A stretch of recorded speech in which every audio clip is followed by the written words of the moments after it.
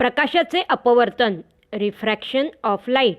इयत्ता 10वीच्या विज्ञान भाग 1 मधील हे 5 गुणांचे प्रकरण. या प्रकरणाचा हा भाग पहिला. एखादी वस्तू आपल्या डोळ्यांना केव्हा दिसते?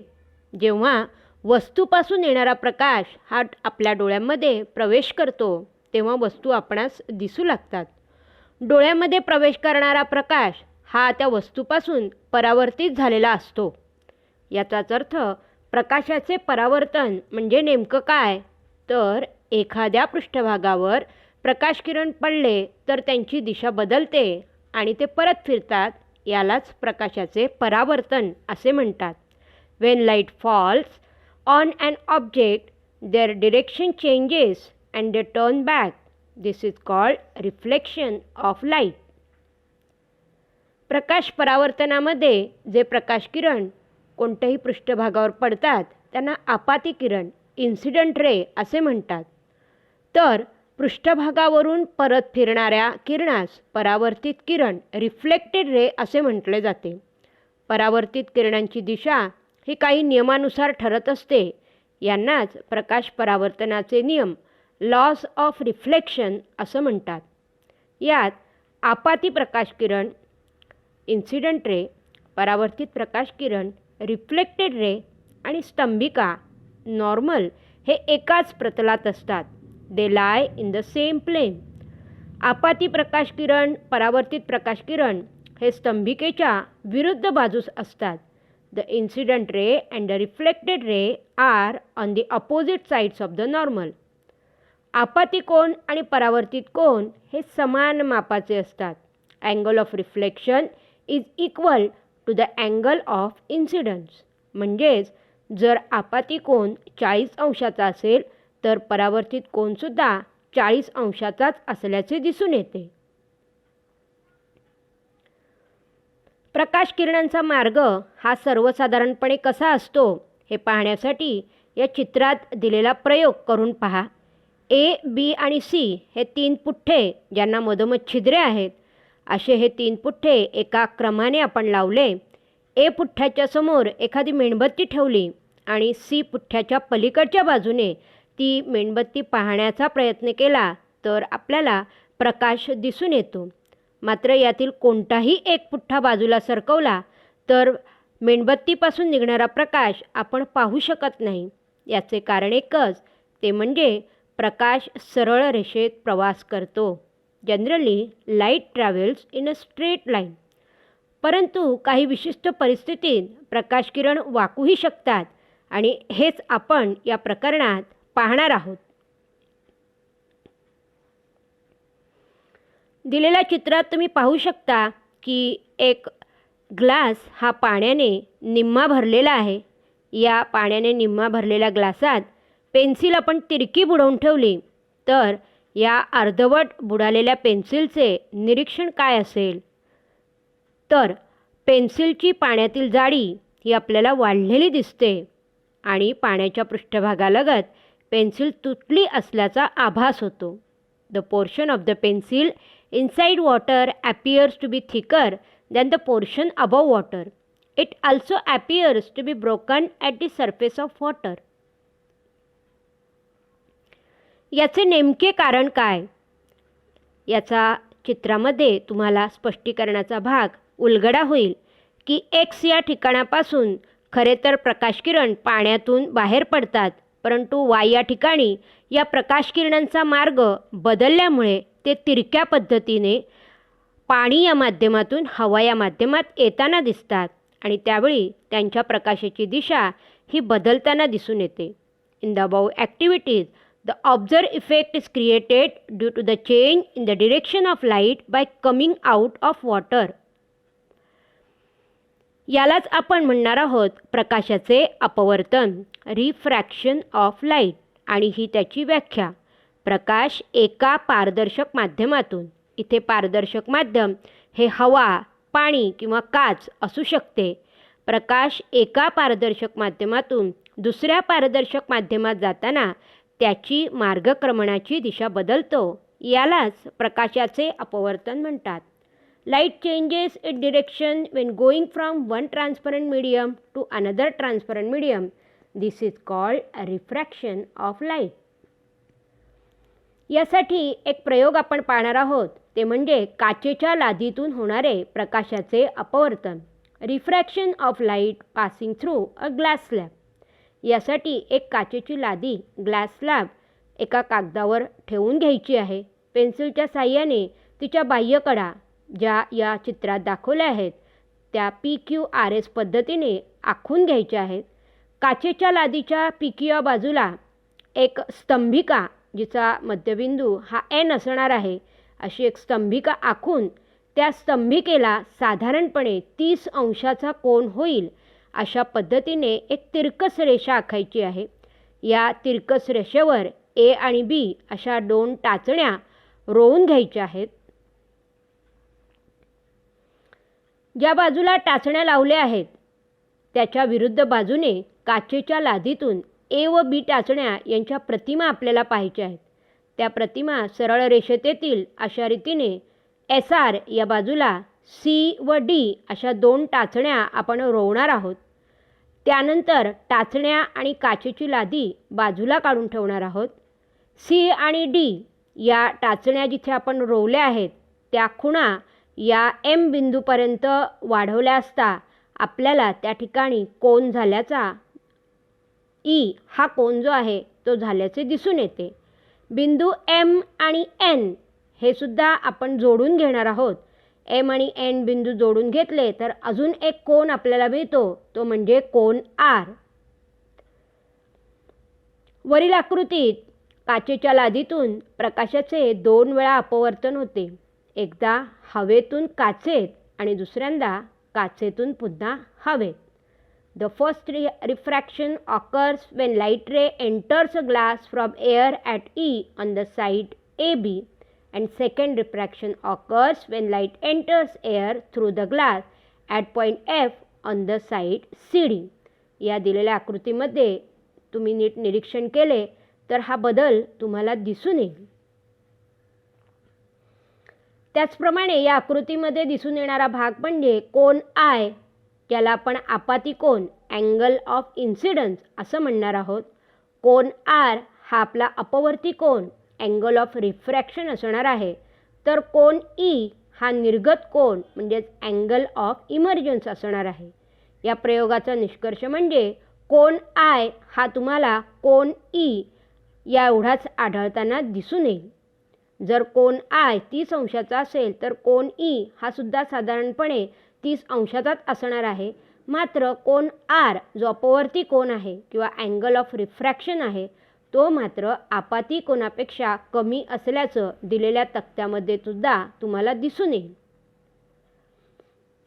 यावरून प्रकाशाच्या अपवर्तनाचे नियम जे साधारणपणे परावर्तनासारखेच आहेत, लॉज ऑफ रिफ्रॅक्शन, आपाती किरण व अपवर्तित किरण स्तंभिकेच्या विरुद्ध बाजूस असतात. Incident ray and refracted ray are on the opposite sides of the normal. ते तीनही म्हणजेच आपाती किरण, अपवर्तित किरण आणि स्तंभिका हे एकाच प्रतलात असतात. Incident ray, refracted ray and the normal are in the same plane. दिलेल्या माध्यमाच्या जोडीकरता येथे हवा आणि काच sin I छेदात sin R हे गुणोत्तर स्थिर असते. For a given pair of media, here air and glass, the ratio of sin I per sin R is a constant. sin I छेदात sin R बरोबर स्थिरांक म्हणजेच याची किंमत जी आहे ती कॉन्स्टंट असणार आहे, ज्याला आपण रिफ्रॅक्टिव्ह इंडेक्स असं म्हणणार आहोत. हा रिफ्रॅक्टिव्ह इंडेक्स म्हणजेच अपवर्तनांक प्रत्येक माध्यमासाठी वेगवेगळा असणार आहे. प्रकाशकिरण वेगवेगळ्या माध्यमात शिरताना प्रकाशाच्या दिशेतील बदलाचं प्रमाण हे वेगवेगळं असतं. The change in the direction of a light ray while entering different media is different. आणि ते प्रत्येक माध्यमाच्या अपवर्तनांकाशी संबंधित असते. It is related to the refractive index of the medium. जसा पाण्याचा अपवर्तनांक रिफ्रॅक्टिव्ह इंडेक्स आहे 1.33, डायमंड म्हणजे हिऱ्याचा अपवर्तनांक आहे 2.42, हवेचा अपवर्तनांक हा 1 असतो, तर काचेचा अपवर्तनांक हा सर्वसाधारणपणे 1.5 असा मानला जातो. अपवर्तनांक हा माध्यमातील प्रकाशाच्या वेगावर अवलंबून असतो. Refractive index depends on the velocity of light in the medium. आता आपण काही सूत्रे इथे पाहणार आहोत. त्यापैकी पहिले सूत्र आहे पहिल्या माध्यमाच्या संदर्भात दुसऱ्या माध्यमाचा अपवर्तनांक. The refractive index of the second medium with respect to the first medium. Refractive index of second medium with respect to the first medium is equal to velocity of light in medium 1 per velocity of light in medium 2. अपवर्तनांक पहिल्या माध्यमाच्या संदर्भात दुसऱ्या माध्यमाचा बरोबर पहिल्या माध्यमातील प्रकाशाचा वेग छेदात दुसऱ्या माध्यमातील प्रकाशाचा वेग. आणि हा पुढील सूत्रानुसार तुम्हाला पाहता येईल. याउलट दुसऱ्या माध्यमाच्या संदर्भात पहिल्या माध्यमाचा अपवर्तनांक बरोबर दुसऱ्या माध्यमातील प्रकाशाचा वेग जो असणार आहे V2 छेदात पहिल्या माध्यमातील प्रकाशाचा वेग जो असणार आहे V1. Refractive index of medium 1 with respect to medium 2 is equal to velocity of light in medium 2 per velocity of light in medium 1. हेच जर पहिलं माध्यम निर्वात पोकळी असेल तर दुसऱ्या माध्यमाचा अपवर्तनांक त्याला आपण निरपेक्ष अपवर्तनांक असे म्हणणार आहोत. It is called as absolute refractive index, ज्याचे सूत्र असणार आहे new is equal to C/V. यासाठी एक उदाहरण आपण पाहणार आहोत. जर एका माध्यमातून 1.5 गुणिले 10⁸ मीटर पर सेकंद वेगाने जाणारा प्रकाश दुसऱ्या माध्यमात गेल्यास त्याचा वेग 0.75 गुणिले 10⁸ मीटर पर सेकंद होत असल्यास पहिल्या माध्यमाच्या संदर्भात दुसऱ्या माध्यमाचा अपवर्तनांक किती असेल? Light travels with the velocity 1.5 × 10⁸ metre per second in a medium. On entering second medium, its velocity becomes 0.75 × 10⁸ meter per second. What is the refractive index of the second medium with respect to the first medium? दिलेली माहिती आपण इथे लिहून घेणार आहोत. आपल्याला V1 दिलेला आहे 1.5 × 10⁸ मीटर पर सेकंद. V2 दिलेला आहे 0.75 × 10⁸ metre per second.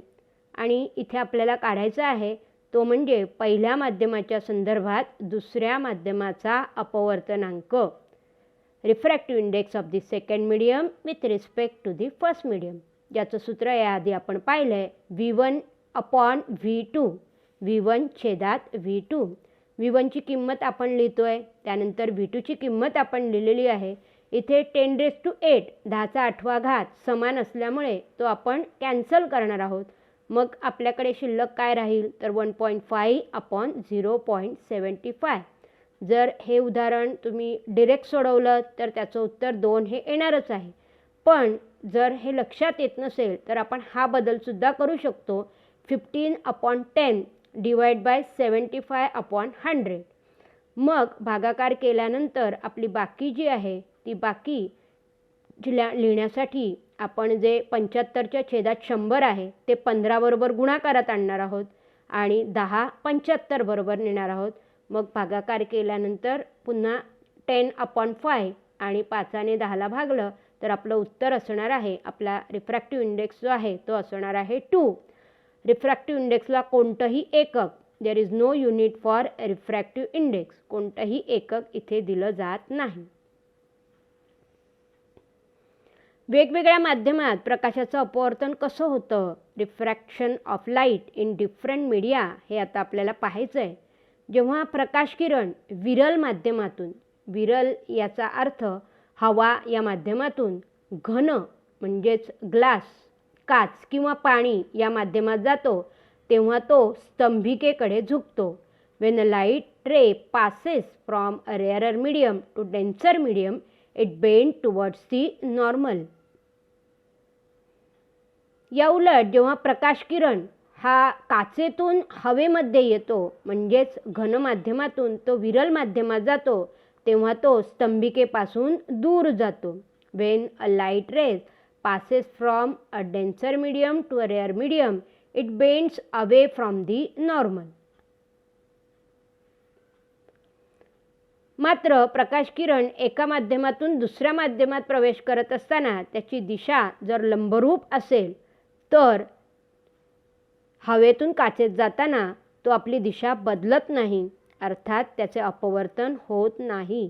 When a light ray is incident normally at the boundary between two media, it does not change its direction and hence does not get refracted.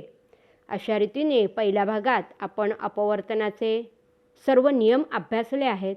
या पुढील भागात आपण यावरची कृती जी activity base आहे ती पाहणार आहोत.